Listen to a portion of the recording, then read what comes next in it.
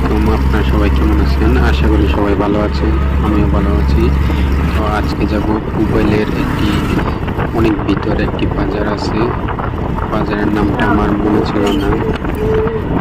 তো চলতে চলতে কথা বলা যাক। প্রথমে ভিডিও করেছিলাম, ওই ভিডিওগুলি খুবই বাজে আসে, জন্য ওই ভিডিওগুলি কাট করতে হয়। তো ডাইরেক্ট আমি এই ব্রিজটা দিয়ে শুরু করি। এই ব্রিজটা হচ্ছে গুরাশাল ব্রিজ। তো ব্রিজটি পার হওয়ার পরে মোটামুটি একটু ভালোই লাগতেছিল।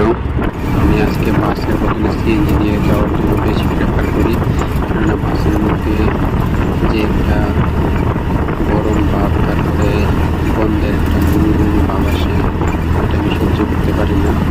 এই জন্য আমি সিএনজি দিয়ে যাওয়ার চেষ্টা করি। এরপর পুবাইল বাজার থেকে একটু ভিতরে যাওয়ার জন্য মিশু নেই।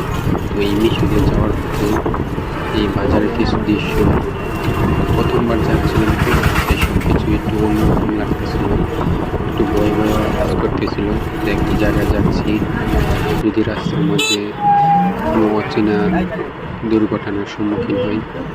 প্রথমে এখানে এই বাচ্চাটি বলতেছিল ট্রেন আসবে, একটু দেরিতে চলে যাও, কিন্তু সবাই ভয় পাইতেছিল। তারপর আমার মশলা চলে আসলো। তারপর আমরা আরেকটি অটোতে উঠলাম। তখন এই মনোরম পরিবেশ দেখি পুবাইলের ভিতরে এত সুন্দর একটি পরিবেশ, এত সুন্দর একটি রাস্তা, সাইড দিয়ে একটি খাল, তারপরে এই সুন্দর রাস্তা দিয়ে চলার পথে যে একটি মনোরম পরিবেশ পাই, যা গ্রাম বাংলার একটি পরিবেশ বলা যায়। দেখতে অনেক ভালো লাগতেছিল। এই রোডের মধ্যেও ঠান্ডা লাগতেছিল, যে একটি বাতাস চলতেছে, অনেক ঠান্ডা বাতাস। আমি বলি প্রকৃতির বাতাস হচ্ছে সবচেয়ে মজাদার বাতাস। মানুষ এসির মধ্যে যে একটা শান্তি পায়, আমি বলি ওই লোকদেরকে এই প্রকৃতির মধ্যে আসার জন্য বলে বুঝতে পারবে আসল ঠান্ডা বাতাস কাকে বলে, যা আল্লাহ দেওয়া নিয়ামত। ওই কথা বলতে বলতেই আমি অনেক দূর চলে এসেছি।